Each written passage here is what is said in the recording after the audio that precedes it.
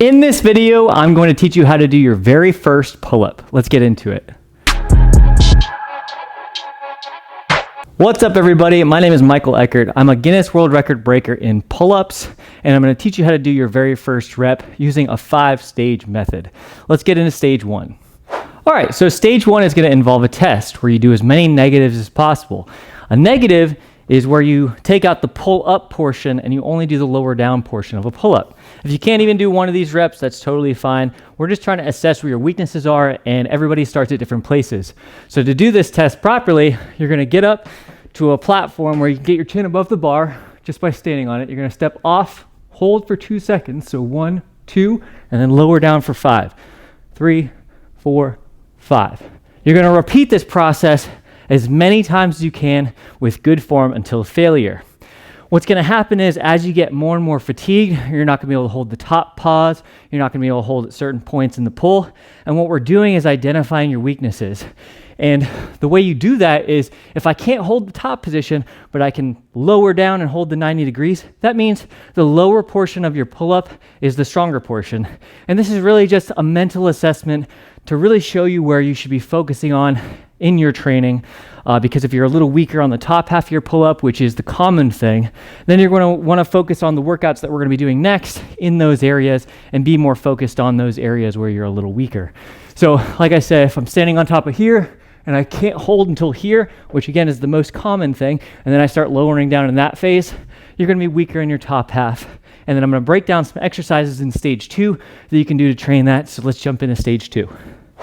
All right, so stage 2 is going to be isolation exercises. So we're going to break the pull-up into 3 easy muscle groups to remember: your forearms, your biceps, and your lats. There's a little bit of core stabilization involved in a pull-up, but let's just ignore that for now. We're going to focus on those 3 areas. So let's start with the biceps. We're just going to use one exercise as an example, and we're going to try to isolate the biceps as much as possible just by doing some bicep curls. So I'm going to grab some dumbbells. I got 15 pounds in each arm. And all we're going to be doing is trying to isolate the bicep as much as possible. Keep your elbows to your sides and really focus on engaging that bicep. You want to do about 80% of your max here. Rest for about 60 seconds and then repeat the process 3 more times. So a total set of 4 sessions. Okay, so the next exercise we're going to be doing is trying to isolate your lats as much as possible.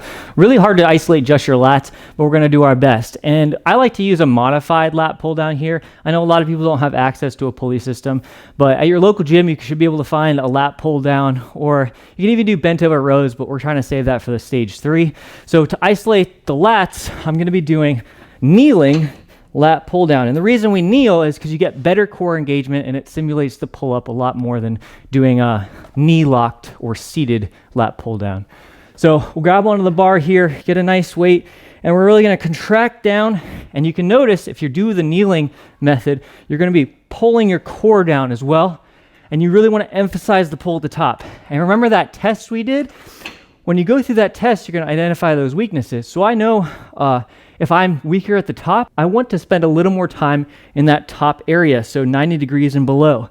So I'll do a couple more emphasis reps here, and we're going to aim for that 80 to 90% of your max, which means just when you're like, oh man, I foresee myself not being able to do many more reps or like 2 to 3 more reps, I'll stop there, shake it off, rest for about 60 seconds, and repeat this process 3 more times for a total of 4 sets. Easy.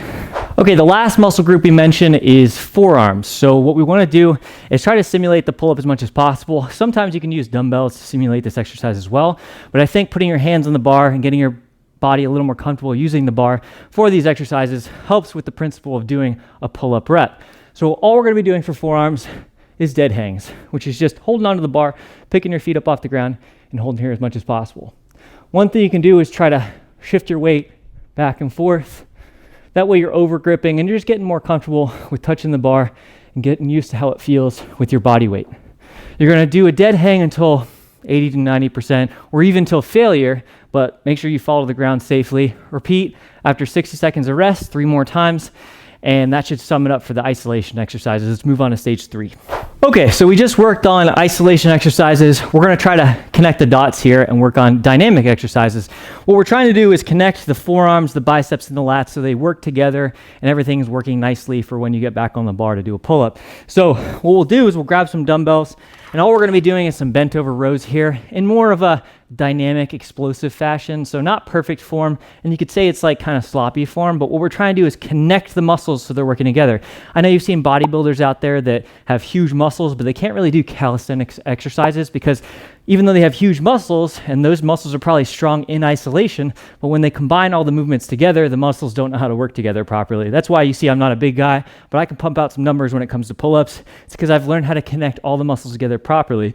And by doing this, so nice straight flat back, a little engagement in your knees, so bend your knees a little bit, and all I'm going to be doing is pulling the dumbbells up in a dynamic fashion because you want to stimulate all the motor neurons and everything in those muscles so your body's like, oh, I'm not just pulling, because when I do slow movements, it's like one muscle group's engaging, another one's engaging, and then another. We want to tie all of them together. So kind of explosive reps here. Really try to flex the back. And then remember those weaknesses we figured out in stage 1. If you have a little bit of trouble at the top, you can even pause at the top for isolation as well. So pause here, down, pause, down, pause, down. And then what we'll do is we'll drop one of the dumbbells. I would say do about 80 to 90% because everyone's going to be at different weights. Everybody's going to be at different starting positions. So I'm not going to tell you to do 12 reps of something because I don't know what you're starting at. So whatever your body's capable of, 80 to 90% before failure, stop there, rest for 60 seconds, do it again, rinse and repeat for 3 more sets. So we're doing 4 sets of every exercise. Then we're going to switch over to one arm pulls because doing these exercises in singularity, like so on one side, is going to activate stabilizers on the other side of your body, because if I hold the weight here, my body has to balance in a way where it tightens my core and it doesn't let me kind of twist down. So I'm stabilizing myself here. But the same principle applies with this exercise. Nice flat back, pull up to your chest, back down, just like this. And then you're going to do 80 to 90% on that side. Switch to the other side, 80 to 90%. Do 4 sets of each exercise. Rest about 60 seconds in between. And that will complete your dynamic exercise to tie everything together for stage 3. Let's move on to skill progression in stage 4. Okay, moving on to stage 4, we're going to talk about skill progression, where we get a little more comfortable using the bar and getting familiar with how it feels to pull your body weight up on the pull-up bar. So what we're going to do for that, we're going to start off with something super easy, and that is the jumping pull-up. So all you have to do, feet on the ground, feet on a platform, whatever you can stand on. You're just going to put a little bit of body weight on that and then jump. What you want to do is you want to find a nice balance of where you jump and you activate the pull. So you're kind of riding the jump momentum up until the point where you're just barely tapping the floor and you get lighter and lighter with your jumps each time. So that's skill number 1. I would recommend you do 80 to 90% of your max, but it's really hard to judge with how much you're actually jumping off the ground. So 10 to 15 reps of jump pull-ups where you're minimally helping with the jump is probably good. And then stick to that area because everyone's body weight's a little different. But we'll move on to the next exercise. Okay, so the next exercise, I wanted a little side angle here because it's a little bit of a skill that is, for athletes, it's usually kind of like a common sense approach. But if you're new to doing pull-ups, totally new, this is super important you learn this, and it's how to engage your scapula properly before engaging the pull. What we want to do is your scapula is this big bone on the back of your body, and the way you activate it is you pull your shoulders back, like you kind of rotate back with your shoulders and contract all your upper back muscles before you engage the pull-up. And what that looks like on here is if I'm doing a dead hang, I'm going to be fully open. And then when I do my scapula pull-up, I'm going to be pulling my shoulders down and then back down. That's all scapular engagement is, that tiny little pull back with your shoulders and then back down. 80 to 90% of scapular contractions will help your pull-up form. So pull-up, you should be activating your shoulders first and then pulling.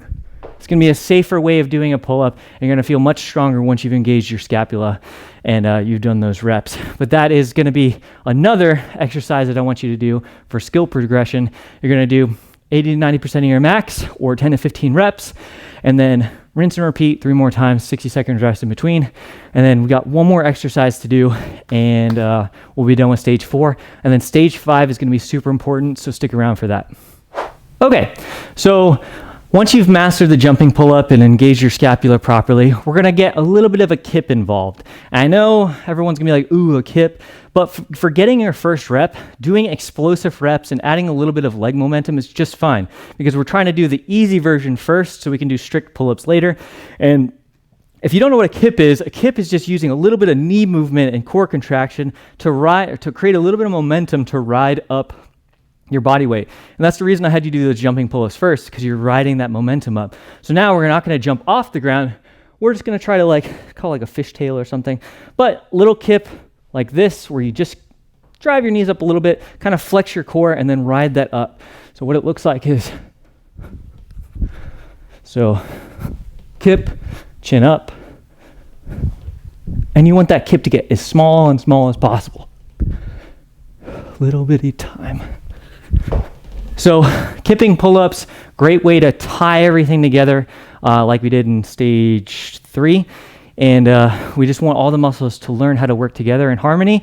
And then once you become a little more explosive, and in stage 5, we'll break down how to do that over time, then you'll get used to doing pull-ups without a kip, and you'll get better and better as time goes on.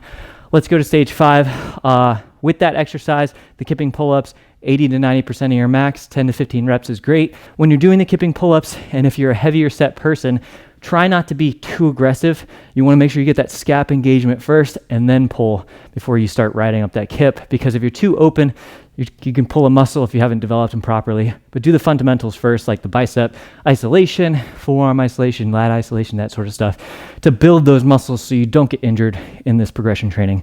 But let's go to stage 5.